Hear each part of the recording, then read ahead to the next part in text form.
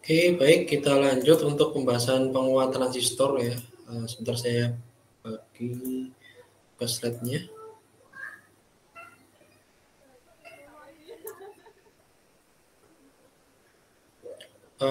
Penguat common emitter ya, penguat common emitter.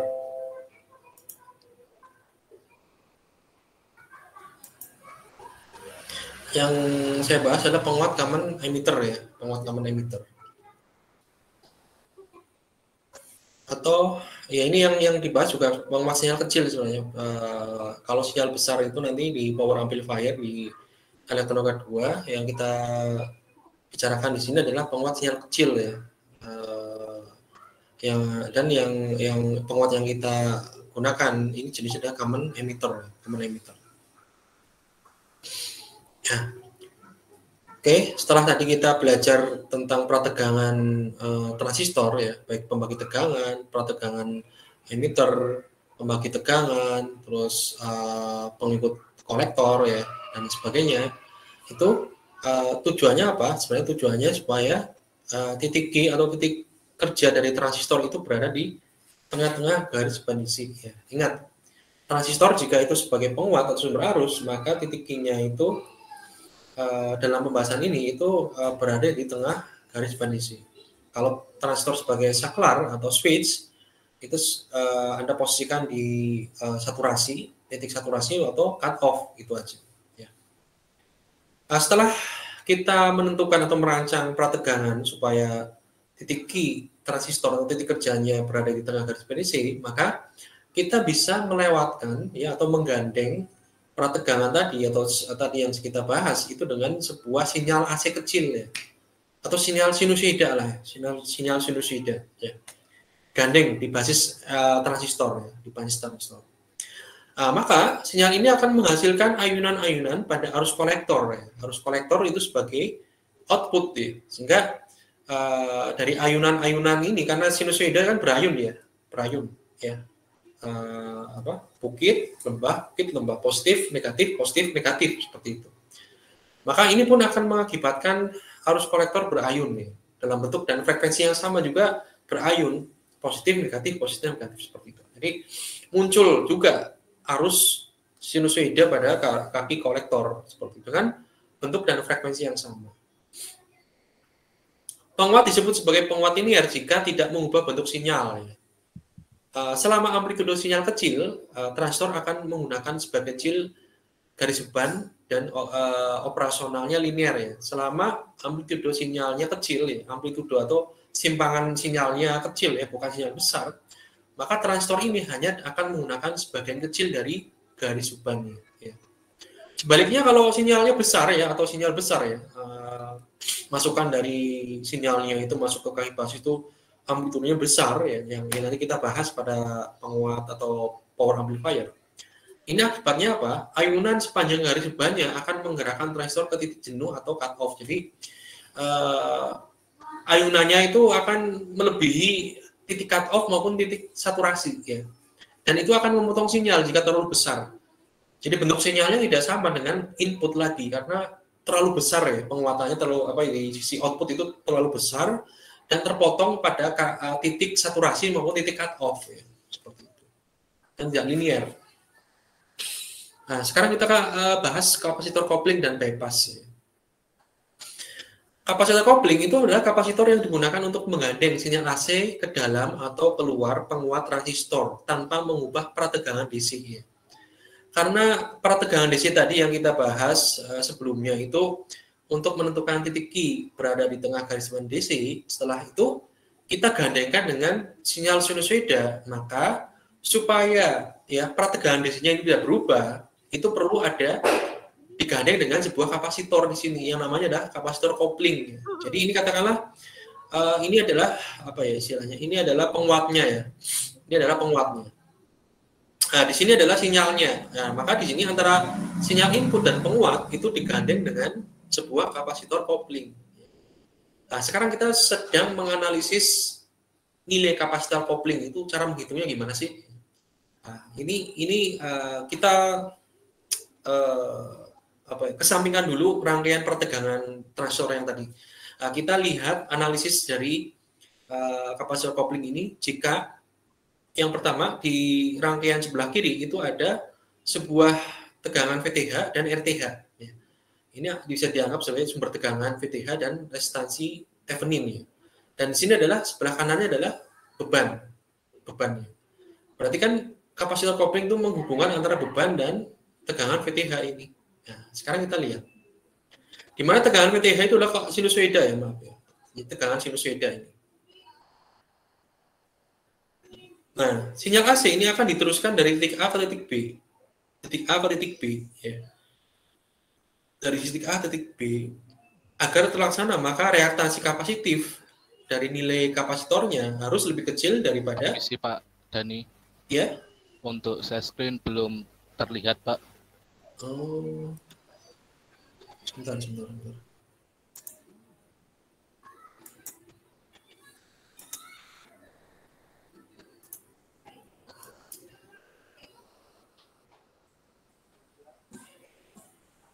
Oke, kelihatan? Sudah ada, Pak. Oke. Ya, ini tadi benar-benar. Nah, ini ya, kita lagi bahas ini. Kapasitor kopling dan bypass ya. Jadi kapasitor kopling itu menggandeng antara rangkaian sebelah kanan dari kapasitor dan rangkaian sebelah kiri dari kapasitor.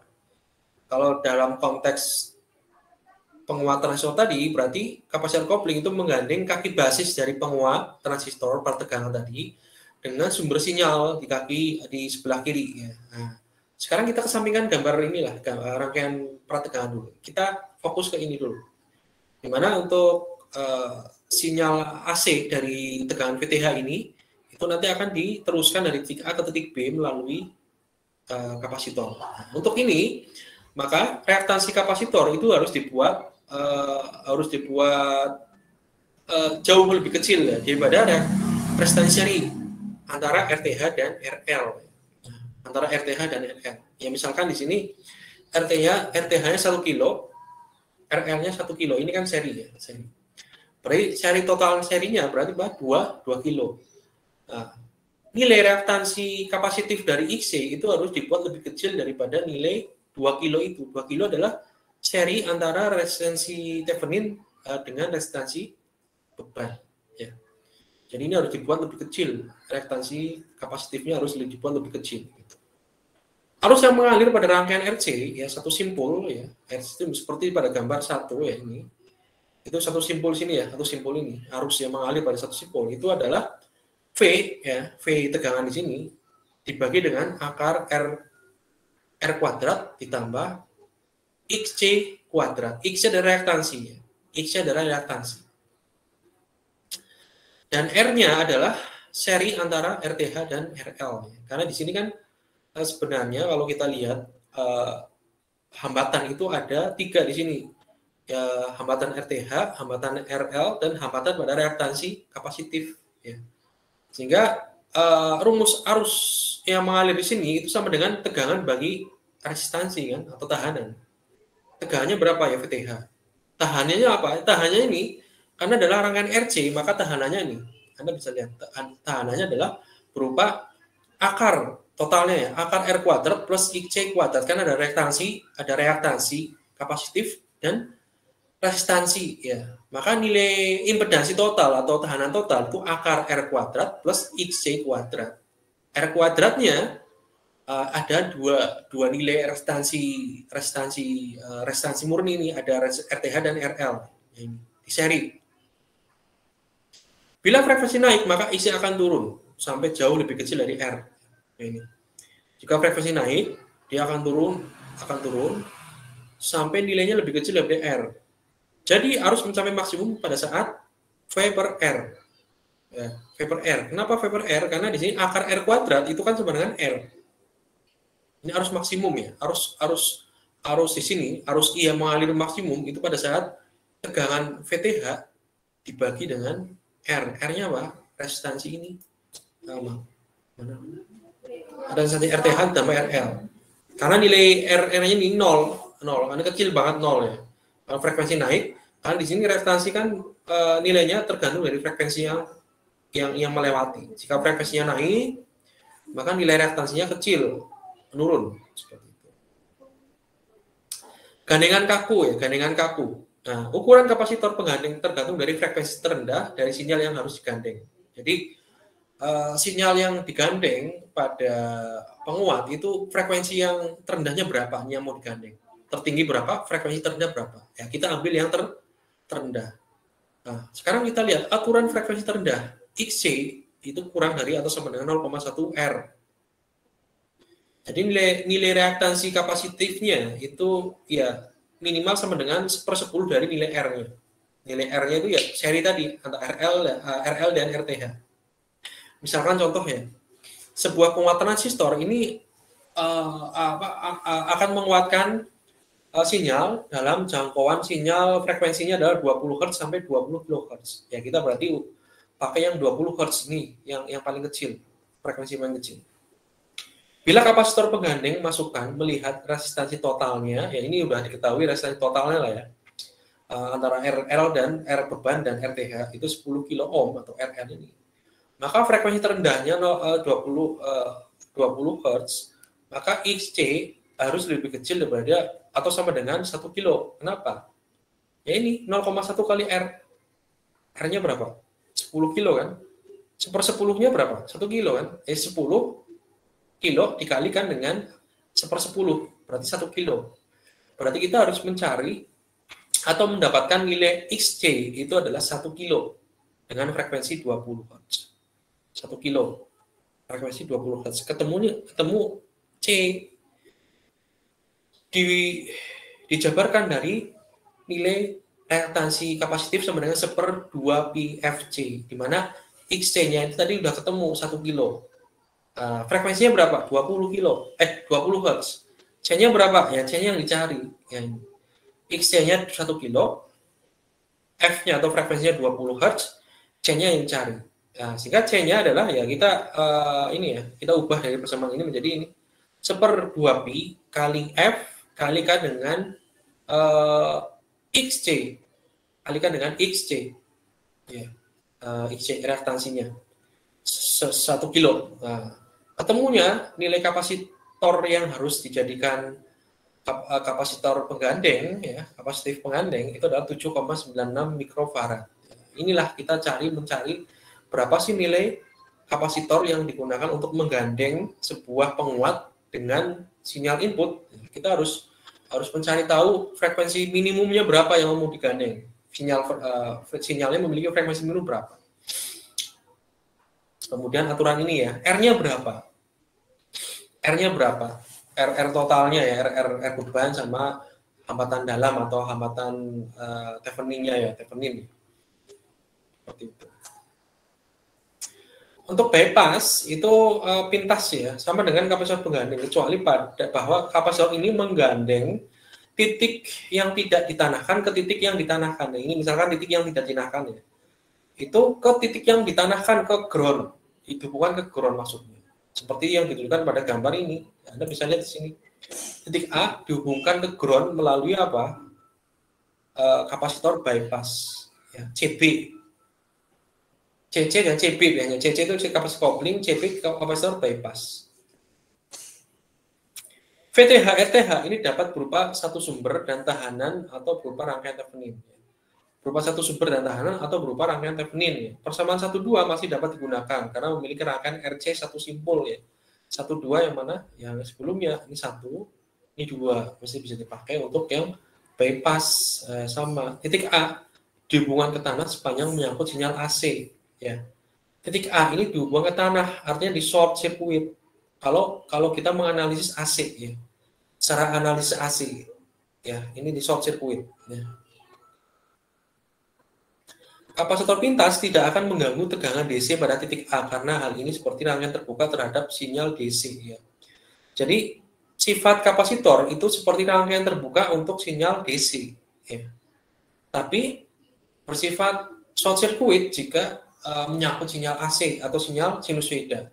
Jika sinyalnya DC konstan, berarti kapasitor ini ya, itu seperti saklar terbuka, tidak terpengaruh.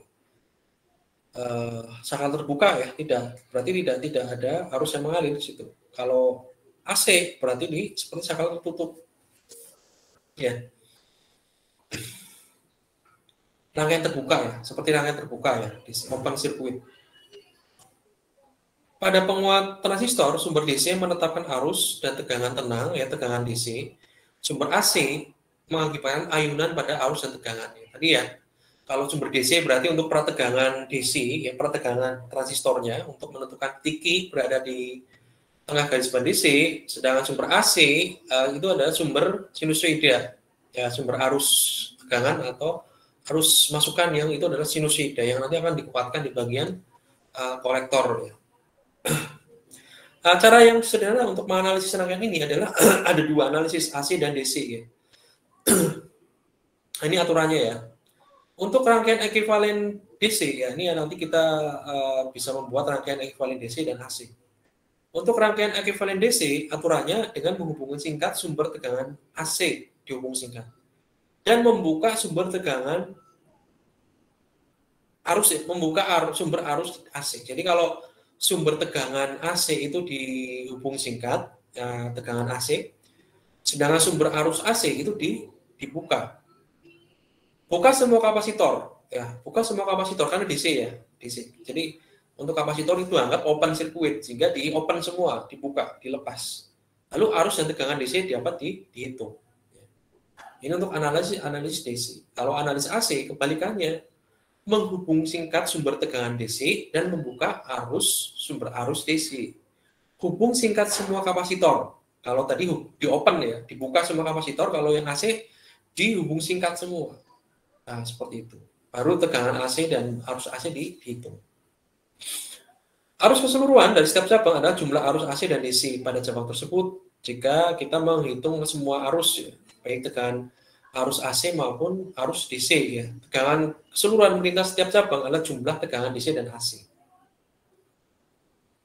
Ini kita coba ya. Ini ada sebuah penguat sinyal kecil yang tadi ini prategangan bagi tegangan yang kita buat ya. Kita pakai. Yang saya maksud di sini ya. Ini adalah penguat ketika kaki basis ini sebagai inputannya mau digandengkan dengan sebuah sumber sinyal sinusoida atau sinyal input ya, katakanlah VTH. Ini RTH adalah tegangan hambatan dalam ya. Nah, maka di sini harus digandeng dengan kapasitor kopling tadi, harus digandeng dengan kapasitor kopling. Nah, di sini outputnya adalah ke beban. Nah, di sini juga harus digandeng dengan kapasitor kopling. Ya. Di beban RL-nya ya. Sepanjang menyangkut sinyal AC ini seperti saklar tertutup ya. Short circuit sehingga sinyal AC mengalir ke beban. Sepanjang sinyal DC ya, sepanjang analis DC berarti ini sebagai open circuit. Ini open, di open. Kalau AC berarti di short. Nah, di sini berarti di kaki emitter di short menuju ground. Ini ground AC. Ya. Sekarang kita menganalisis DC dan AC ya, dari gambar itu. Rangkaian ekuivalen DC ya, ekuivalen DC berarti membuka semua ini, semua kapasitor ini dibuka, di open. Nah, artinya terputus kan, di sini terputus dengan yang sebelah kiri, di sini terputus dengan RL, kemudian ini terputus dengan ground. Jadi sisanya ya rangkaian prategangan ini. Yang DC ya, kita lihat nih yang DC ini. Sumber tegangan AC kita nggak ada, sumber arus AC juga nggak ada. Nah, kita lihat sumber tegangan AC. Oh ini tegangan AC ini ya, ada nih satu. Sumber tegangan AC itu dihubung singkat ya. Di sini dihubung singkat, tetapi di sini di open ya percuma ya. Artinya dibuang lah ya. Karena ketika C ini di open circuit, maka di sini nggak berpengaruh. Walaupun ini di short, ya tidak akan berpengaruh. Di short, terus ini di open. Nah, untuk analisis DC berarti sisa rangkaian hanya prategangan aja, prategangan DC tadi. Ini prategangan DC. Kalau analisis AC ya sekarang kita lihat hubung singkat sumber tegangan DC, berarti sumber tegangan DC ini VCC dihubung singkat ke ground. Dihubungkan ke ground lah, dihubung singkat ke ground. Hubung singkat semua kapasitor. Hubung singkat semuanya ini dihubung singkat. Berarti ini VTH, RTH, hubung singkat ke kaki basis terhubung ke R1 dan R2. Sekarang kita lihat nih. VTH, RTH ya, ini VTH, RTH terhubung ke kaki basis dan ini terhubung juga ke R1 dan R2. R1 dan R2 di sini dari KI basis terhubung ke ground semua nih, R1 dan R2. Kenapa? Lihat, R1. Di sini kan satu terhubung ke basis, satu terhubung ke VCC. Nah, di sini VCC dihubung singkat ke ground.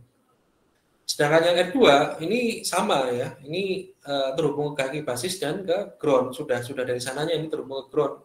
Kalau ini kan tadinya terhubung ke kaki basis dan VCC. Karena kita menganalisis AC, maka rangkaian ekuivalen AC-nya adalah menghubung singkat sumber tegangan DC. Jadi ke ground. Jadi seperti ini. Nah, emiternya nggak ada resistansi emiter karena di sini di short di sini Mas, Mbak. Emiter di short oleh kapasitor bypass sehingga RE itu tidak ada di analisis AC ya. Di analisis AC tidak ada. Nah, ini RC, RL seperti itu. Jadi rangkaian ekuivalen AC-nya adalah jadi seperti ini. Rangkaian ekuivalen AC-nya. Untuk aturan superposisi, bedakan antara AC dan DC, maka menulis notasnya berbeda. Huruf besar untuk simbol DC, huruf kecil untuk simbol AC. Ya. Nah, jadi huruf besar itu untuk DC, huruf kecil untuk AC. Kemudian resistansi AC dioda emitter. Nah, ini juga penting juga ya dalam menganalisis transistor tadi ya. Nanti kita akan hubungannya dengan ini dioda emitter. Jadi transistor ini kalau kita lihat dalam model Abel-Moore, maka bisa kita ubah menjadi seperti ini. Ada sumber arus dan dioda VBE ya. Ini dioda VBE. Ini tegangan VBE ya, tegangan basis emitter itu bisa dianggap sebagai dioda. Dan di sini ada sumber arus di kolektor. Ini basisnya sebenarnya. Nah, dari sini bisa kita ubah menjadi sumber arus dan resistansi. Karena di sini ada resistansi dioda emitter. Ini dioda emitter nih. Dioda emitter memiliki resistansi. Nah, maka dari simbol transistor seperti ini bisa kita ubah ke dalam model Abel-Moore, di mana ini ada sumber arus, ini ada resistansi RE, ini tegangannya VBE, seperti itu. Nah, ya. Nanti dibaca aja nih. Nilainya aja lah, nilainya berapa sih RE? Yang penting nih ya, RE aksen ini, resistansi dioda emitter, artinya letaknya ada di sini sebenarnya, dioda emitternya, basis emitter. Kalau kita gambarkan ya ini. Nah, ini penting ini, nanti resistansi dioda emitter untuk menghitung impedansi penguat ya. Kita lihat nilainya langsung aja nih ya, RE aksen atau resistansi dioda emitter adalah 25 mV per IE. IE ini adalah arus emitter DC, DC-nya. Didapat dari mana? Dari perhitungan prategangan pembagi tegangan tadi. Ada IE kan, rumus IE. Anda cari dari IE dari rumus itu. Nah, ini Anda langsung pakai aja dan ini. Jadi kalau mencari resistansi dioda emitter ada 25 mV dibagi IE. Ya.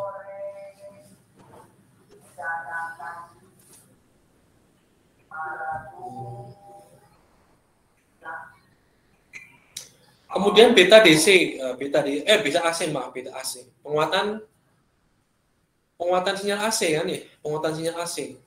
Nah, penguatan sinyal AC itu bisa kalau kita lihat dari parameter DC ya, itu adalah delta IC dibagi delta IB, atau perubahan arus kolektor dibagi perubahan arus basis, atau kalau kita sudah mendapatkan nilai arus kolektor sinusoida atau arus kolektor AC dibagi arus kolektor basis, sama sebenarnya, kolektor dibagi basis itu intinya. Jadi arus kolektor dibagi arus basis itu adalah beta ya, penguatan. Kalau penguatan AC berarti arus kolektornya AC, arus basisnya AC.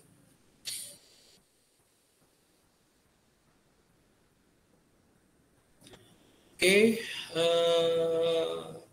cukup ya. Ada pertanyaan untuk ini?